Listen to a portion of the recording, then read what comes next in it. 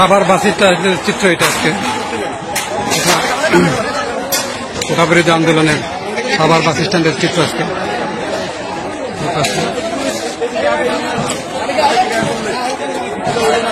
আজকাল এনসিপি সুদানি দেশের পুঁতে করে দেশের মানুষ প্রকাশ্য কুত্তার বাচ্চা বলে গালি দেয়। কালই দেখলাম জাতীয় পার্টির এক নেতা বক্তব্যের শুরুতেই এনসিপিকে কুত্তার বাচ্চা বলে সম্বোধন করেছেন। দেশের প্রতিটি মানুষ মনে মনে এর চেয়েও নিকৃষ্ট ভাষায় এদেরকে গালি দেয় এদের কার্যকলাপের কারণে। কারণ এরা নিজেরাই বিভিন্ন টকশোতে সাংবাদিকদের প্রশ্নে স্বীকারোক্তি দিয়েছে যে কিভাবে তারা শেখ হাসিনাকে ক্ষমতাচ্যুত করে এই দেশটাকে তারা দখল করেছে।